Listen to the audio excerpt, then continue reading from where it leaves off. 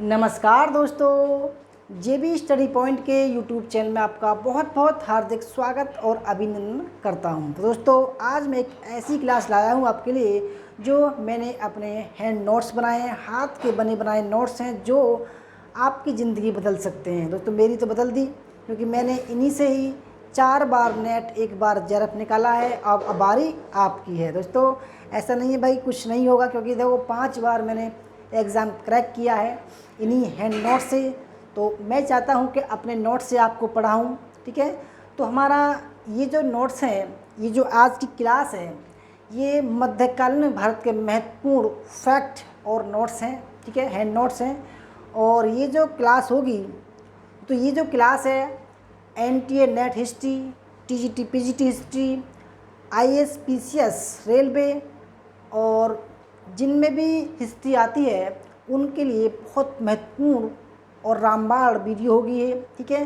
तो फ्रेंड्स, शुरू करते हैं। और देखो, मेरा नाम आप सभी जानते होंगे, देव कुमार, पीएचडी इतिहास, 1 बार जेआरएफ, 4 बार नेट पास। तो आइए दोस्तों, शुरू करते हैं अपनी क्लास 4 को।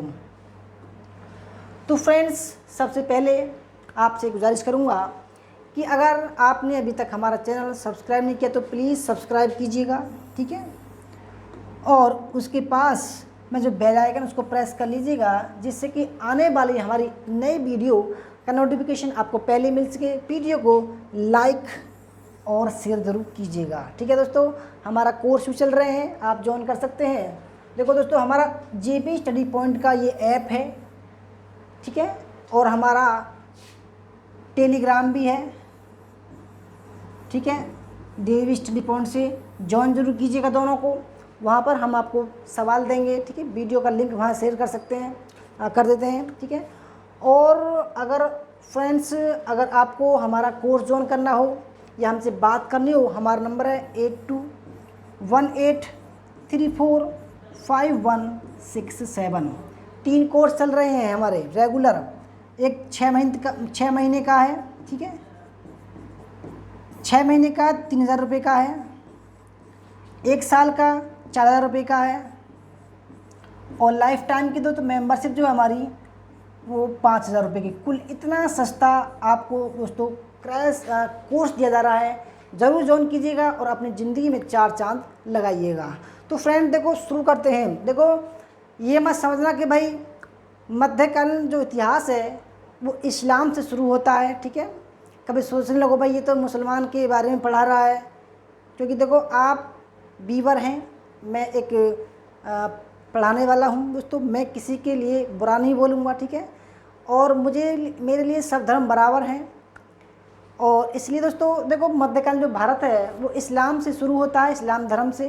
तो इस्लाम धर्म से ही हमारी पहली जो मध्यकालीन भारत की जो इतिहास है वो शुरू होता है। तो कब शुरू होता है? मोहम्मद साहब से, ठीक है। तो पहला देखो, बिल्कुल आपको बिल्कुल बेसिक से लेकर चलूँगा आपके लिए, ताकि आपको इंटरेस्ट और अच्छा जाए। तो दोस्तों, पहला जो फैक्ट है वो है इस्लाम धर्म के प्रवर्तक कौन हैं, ठीक है दोस्तों। यानी कि जो भाई हमारे हिंदुस्तान में मुसलमान धर्म या इस्लाम धर्म, हिंदू धर्म, बौद्ध धर्म, ईसाई, जैन, पारसी, ना जाने कितने धर्म हैं, ठीक है। दोस्तों, महत्वपूर्ण धर्म 2 ही हैं, हिंदू और मुसलमान। तो देखो, जब मध्यकालीन भारत के इतिहास की बात करते हैं, ठीक है, तो मध्यकालीन भारत में जो इतिहास है वो प्रमुख रूप से इस्लामिक इतिहास है, सल्तनत काल और मुग़ल काल, ठीक है। तो सबसे पहले हम सल्तनत काल को लेकर चलेंगे, फिर मुग़ल काल पर आएंगे। तो इस्लाम धर्म जो है उसकी शुरुआत कहाँ से हुई, किसने उसकी शुरुआत की, कब की, तो वो हम पढ़ने वाले हैं। धीरे धीरे चलेंगे दोस्तों, ठीक है। बहुत महत्वपूर्ण फैक्ट है। तो इस्लाम धर्म के जो प्रवर्तक हैं वो कौन है दोस्तों? देखो, आप भी कमेंट कर सकते हो अगर आप पर सवाल आता हो। तो कौन है? मोहम्मद साहब हैं, ठीक है दोस्तों। कौन है? मोहम्मद साहब, या इनको कौन क्या बोल सकते हैं? इनको शॉर्ट में मूसा बोल सकते हैं। क्या बोल सकते हैं? मूसा। ये भी फैक्ट है दोस्तों, मूसा बोल सकते हैं, ठीक है। दूसरे फैक्ट पर आते हैं। हमारे दूसरा फैक्ट है, फैक्ट नंबर दूसरा, मोहम्मद साहब का जन्म कब हुआ था? तो फ्रेंड्स, मोहम्मद साहब का जो जन्म हुआ कब और कहाँ हुआ था, ठीक है, बहुत ही शानदार नोट्स हैं दोस्तों। मोहम्मद साहब का जन्म 5 सेकंड आपको कमेंट करने के लिए मिलेंगे, आप कमेंट कर सकते हैं। तो मोहम्मद साहब का जन्म 570 ईस्वी में, ठीक है, ईस्वी में कहाँ हुआ था? मक्का में। कहाँ दोस्तों? मक्का में हुआ था।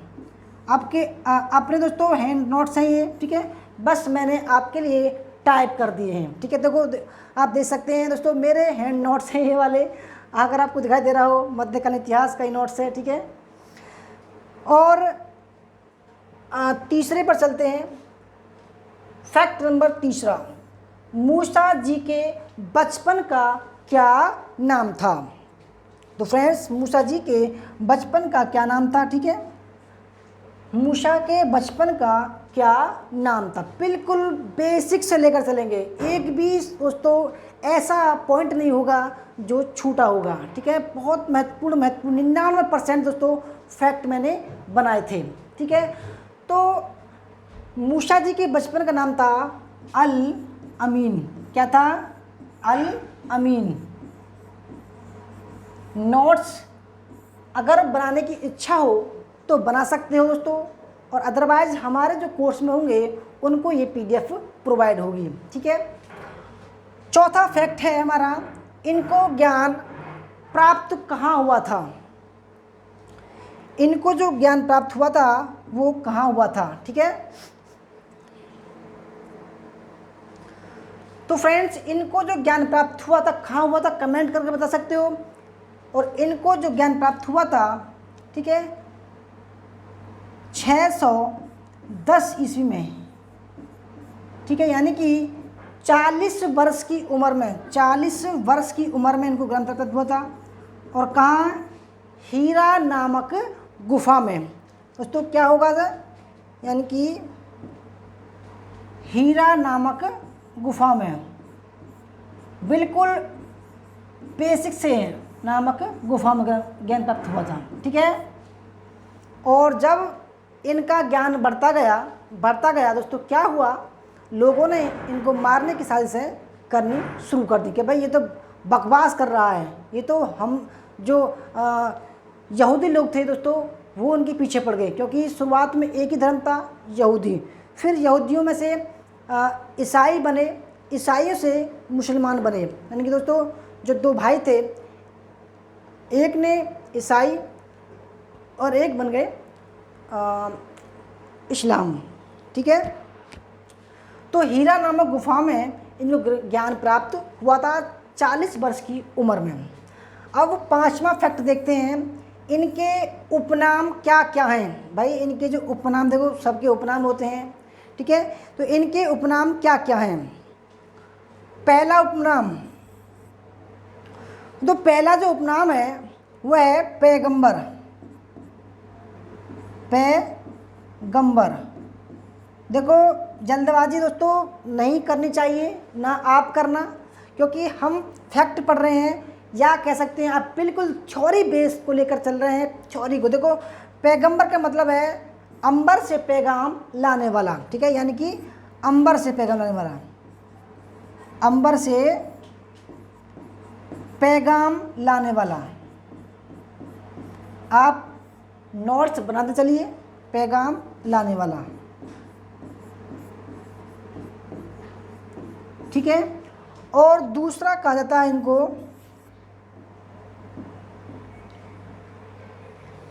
तो दूसरा कहा जाता है नबी, ऐसे नबी, ठीक है। तो इनको बोलते हैं सिद्ध पुरुष। क्या बोलते हो? तो सिद्ध पुरुष। क्या बोलते हैं? सिद्ध पुरुष। और तीसरा नाम और है इनका, तो तीसरा नाम क्या है इनका, आप कमेंट कर सकते हो, ठीक है, या मैं बता रहा हूँ। रसूल, यानी कि ईश्वर के दूत। तीसरा क्या है? रसूल, यानी कि ईश्वर के दूत, ईश्वर के दूत, कहीं कट तो नहीं रहा है? दूध। तो फ्रेंड्स कैसे लग रहे हैं आपको फैक्ट? ठीक है, रंग बिरंगे कितने अच्छे लगते हैं ऐसे ना। तो दोस्तों पांच फैक्ट हो गए। फैक्ट नंबर 6, मूसा ने प्रथम उपदेश किसे दिया था? ठीक है दोस्तों, बहुत शानदार सवाल है। मूसा ने प्रथम उपदेश किसे दिया था? देखो, जब कोई जवान होता है दोस्तों, वो कहीं ना कहीं काम करने के योग्य होता है। तो मोहम्मद साहब भी काम करने के योग्य हो गए और एक व्यापारी, एक जो महिला थी, उनके पास में वो रह गए और वो आगे चलकर विधवा हो गई, जिसका नाम खदीजा था। क्या था? खदीजा। और खदीजा ने ही उनको अपना पति बना लिया। ठीक है, उनसे निकाह कर लिया। और जो मूसा थे, मोहम्मद साहब थे, उन्होंने ही उनको अपना प्रथम उपदेश दिया। तो किसको दिया था? खदीजा को, जो इनकी पत्नी थी, खदीजा को। ठीक है, और फ्रेंड्स ये जो है प्रथम शिष्या भी बनी, प्रथम शिष्या बनी इनकी। बिल्कुल फैक्ट दोस्तों ऐसे हैं। अगर आपको फैक्ट पसंद आ रहे हो तो ज़रूर लाइक कीजिएगा, शेयर कीजिएगा। ठीक है, और कमेंट करके ज़रूर बताइएगा। 7वां फैक्ट, इन्होंने हिजरत कब किया? भाई जब से हिजरत संबत जो मानते हैं दोस्तों, ठीक है, हिजरी संबत, तो हिजरी संबत कब मानते हैं? ठीक है, तो अगर आपको पता हो कमेंट कीजिएगा। नहीं बता रहे हैं हम। 16 जुलाई, ठीक है, 16 जुलाई 622 ईस्वी को मक्का से कहाँ गए? मदीना गए। तो कहाँ गए? मक्का से मदीना, क्योंकि लोग बाग इनको जान से मारने के पीछे पड़ रहे हुए थे। तो इन्होंने जब मक्का से मदीना गए तो उसको जो है हिजरत बोलते हैं। ठीक है, क्या बोलते हैं? हिजरत। ठीक है, तो मक्का से मदीना जब गए 16 जुलाई, ठीक है, 16 जुलाई 622 ईस्वी को, तो उसको बोला गया है हिजरत। ठीक है, तो ये मेरे नोट्स हैं, बिल्कुल हैंड नोट्स हैं। इनको मैंने टाइप करना शुरू कर दिया है और मैं सोच रहा हूँ कि भाई अपना एक बुक वगैरह बनाऊँगा। इनकी दोस्तों मृत्यु कब हुई थी? ठीक है, अब इनकी बात करते हैं, इनकी मृत्यु कब हुई थी? तो फ्रेंड्स इनकी जो मृत्यु हुई थी वो हुई थी 632 ईस्वी में। ठीक है, कब हुई थी? 632 ईस्वी में। दोस्तों ये मेरे हैंड नोट्स हैं और इन्होंने ही मुझे जो है 4 बार नेट, 1 बार जेआरएफ करा है। बहुत मुझे विश्वास है इस पर, और आप भी नोट्स बनाते चलिएगा। ठीक है, आपका भी 100% नेट जेआरएफ होगा। फैक्ट नंबर 9, देखो मैं धीरे धीरे चल रहा हूँ क्योंकि हम दोस्तों एक बेसिक से लेकर चल रहे हैं। अपने नोट्स में आपको पढ़ा रहा हूँ। ठीक है, तो अगर दोस्तों आप में पेशेंस होगा तो ज़रूर क्लास करेंगे, डेली करेंगे और ज़रूर नोट्स बनाएंगे। अगर दोस्तों आपको प्रिंट में चाहिए तो हमारा कोर्स ज्वाइन करना पड़ेगा बस। और देखो इसके लिए मैं अलग से, अगर केवल यही आपको चाहिए तो इसके भी मैं दोस्तों आपको एक अलग सा एक कोर्स बना दूंगा जहाँ पर ही आपको पढ़ने को मिलेंगे। ठीक है, मूसा जी की जीवनी का क्या नाम है? कई बार एग्जाम में आ चुका है। ठीक है, तो कई बार एग्जाम में आ चुका है कि मोहम्मद साहब की जीवनी का क्या नाम है? क्या नाम है? नाट ए मोहम्मदी। नाट ए मोहम्मदी किसने लिखी? तो कमेंट करते रहो अगर पता हो तो आपको। किसने लिखी? जियाउद्दीन वर्नी ने। किसने लिखी दोस्तों? जियाउद्दीन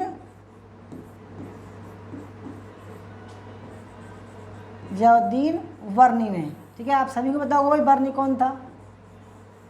ठीक है, जियाउद्दीन वर्नी ने। ठीक है, फैक्ट नंबर 10, मूसा के माता पिता कौन थे?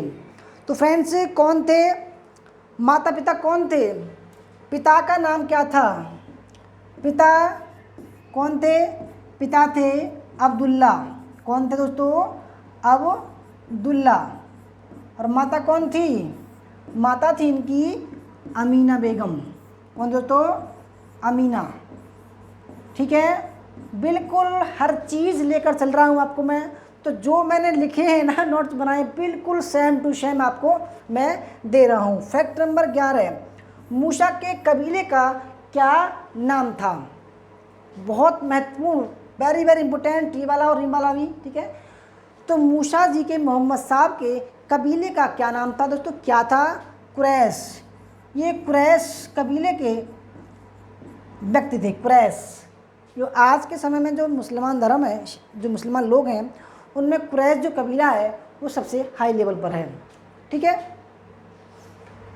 फैक्ट नंबर 12 की बात करते हैं दोस्तों। फैक्ट नंबर 12, ठीक है, मूसा के माता पिता के निधन के बाद इनका पालन पोषण किसने किया था? तो फ्रेंड्स, अगर आपको देखो कोई भी फैक्ट का पता हो तो ज़रूर कमेंट कीजिएगा। मूसा के माता पिता के गुजरने के बाद में इनका जो पालन पोषण था किसने किया था? तो फ्रेंड्स, इनके चाचा थे जिनका नाम था अबू तालिम। क्या था? अबू तालिम। ठीक है, इनके चाचा थे वो, अबू तालिम ने इनका पालन पोषण किया था। ठीक है, फैक्ट नंबर 13 की बात करते हैं। इस्लाम कैसा धर्म है? तो फ्रेंड्स, इस्लाम कैसा धर्म है? ठीक है, तो इस्लाम देखो एक ईश्वर को मानने वाला है और धर्म प्रधान है। ठीक है, एक ईश्वरवादी है,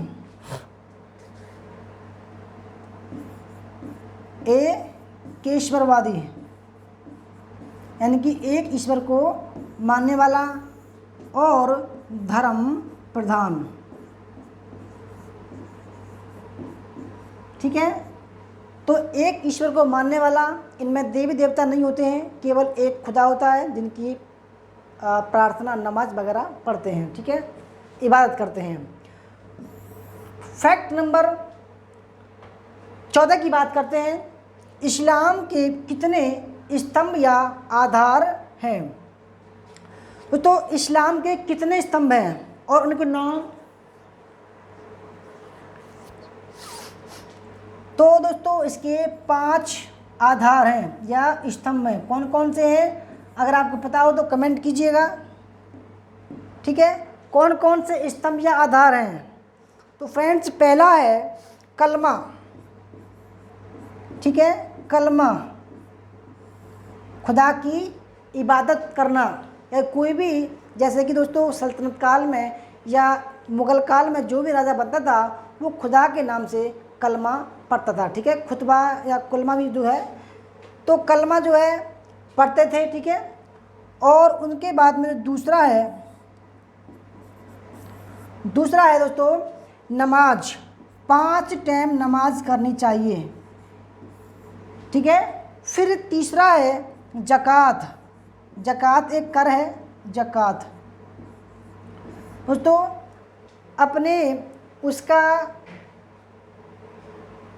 2.5%, ठीक है, 2.5%।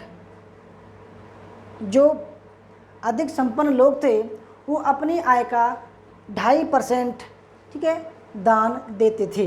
ठीक है, और तीसरा हो गया। चौथा है रोज़ा। तो रोज़े भी आते हैं 1 महीने के लिए, इनके लिए रोज़ा। और ये कहा गया है भाई, जो सच्चा मुसलमान है उसको एक बार ज़िंदगी में एक बार जो है हज की यात्रा करनी चाहिए। ठीक है, 5वां है हज। ठीक है दोस्तों, ये क्या हो गया? इस्लाम के 5 स्तंभ या आधार है। पहला है कलमा, दूसरा नमाज, तीसरा ज़कात, चौथा रोज़ा और 5वां हज। ठीक है, 15वां फैक्ट है इस्लाम किसका विरोधी है? दोस्तों, इस्लाम जो है वो किसका विरोधी है? ठीक है, तो फ्रेंड्स कमेंट कीजिएगा। इस्लाम जो है वो अवतारवाद, ठीक है, अवतारवाद मूर्ति पूजा, देखो आप समझ रहे होंगे भाई, मूर्ति पूजा जो है वो इस्लाम का विरोध है, इसलिए जो मोहम्मद गजनबी, मोहम्मद गौरी आए, इन्होंने जो है मूर्ति पूजा, मूर्तियों को तोड़ा था, मूर्ति पूजा। और जाति पाति का भी, क्योंकि इनमें दोस्तों जाति पाति का भेद नहीं होता है, ठीक है, जाति पाति के ये विरोधी है। फैक्ट नंबर 16, इस्लाम किसको मान्यता देता है? तो फ्रेंड जो इस्लाम है आपका वो किसको मान्यता देता है, ठीक है। बहुत शानदार नोट्स दोस्तों, मैं बोल रहा हूँ बार बार कि भाई आपकी ज़िंदगी बदल सकता है, ठीक है।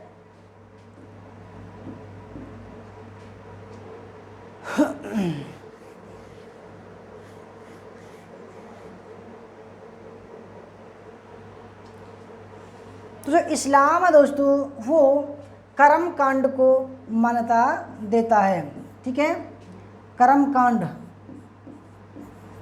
और इसमें जो है दोस्तों पुनर्जन्म को, ये जो है पुनर्जन्म को जो है मान्यता नहीं देता है, ठीक है।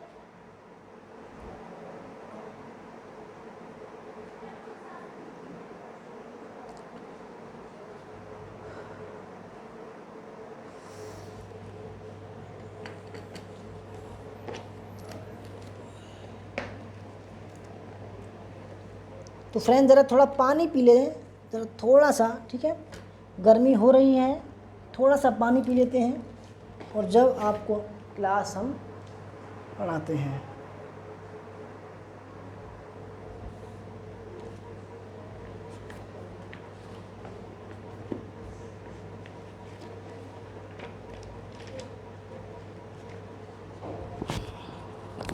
तो थोड़ा सा बस 1 मिनट लगेगा।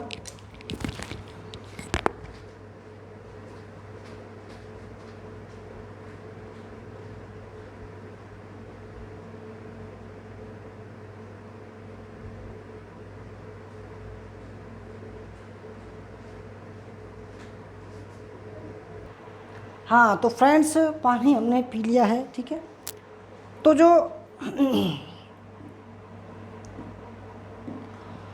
इस्लाम है वो कर्म कांड को मान्यता देता है परंतु पुनर्जन्म को मान्यता नहीं देता है, ठीक है, ये इम्पोर्टेंट फैक्ट है। पुनर्जन्म को जो है मान्यता नहीं देता है, कर्म कांड को देता है, ठीक है।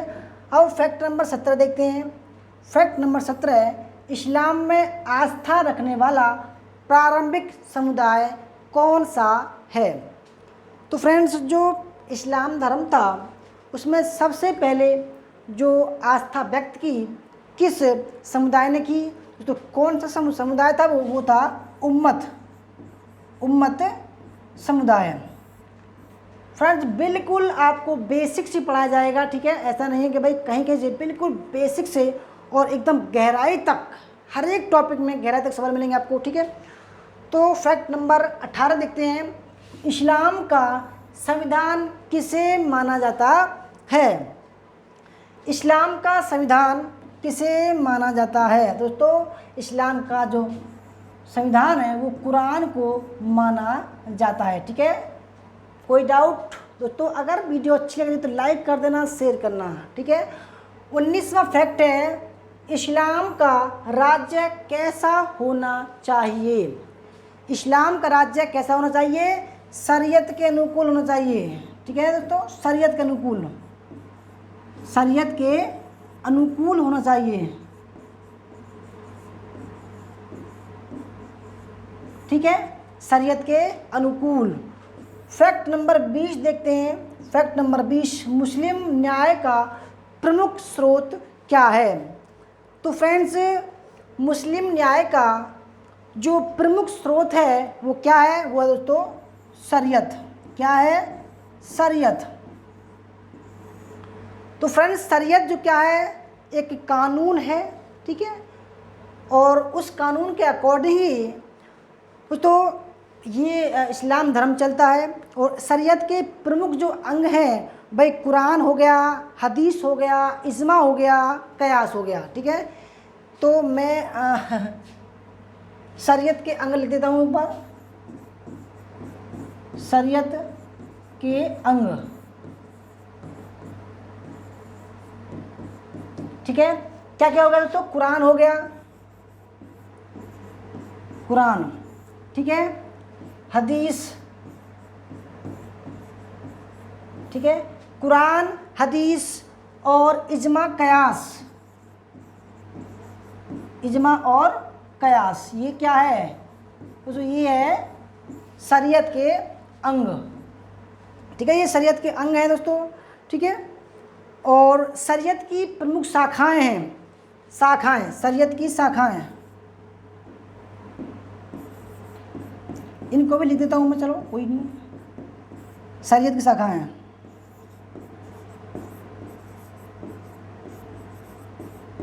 कौन कौन सी है तो ये है मालकपंथी, हनीफपंथी, ठीक है, सफ़ीपंथी और हनबलपंथी। पहली है मालकपंथी, मालकपंथी,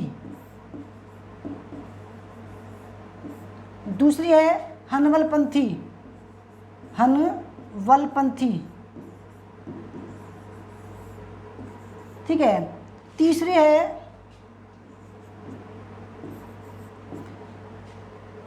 हनीफापंथी, हनीफापंथी, हनीफा,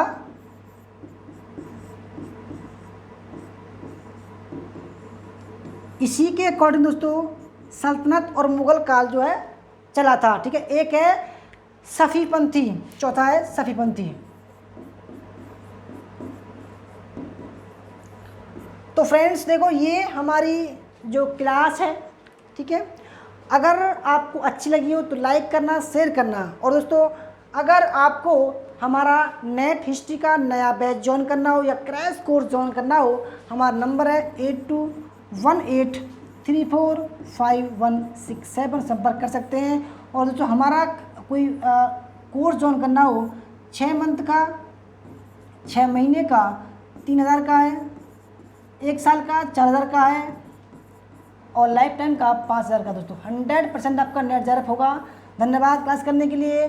जय हिंद, जय भारत, वंदे मातरम। दोस्तों आपको वीडियो कैसी लगी, अच्छी लगी तो लाइक करना, शेयर करना, कमेंट करना। अगर आपको लगता है भाई मेरे हैंड नोट्स अच्छे हैं, और फ्रेंड देखो हमारे हैंड नोट्स हैं ये, ठीक है, और थ्योरी हमारी अलग होती है, प्रैक्टिस अलग होते हैं, मॉक टेस्ट अलग होते हैं, ग्रुप टेस्ट अलग होते हैं।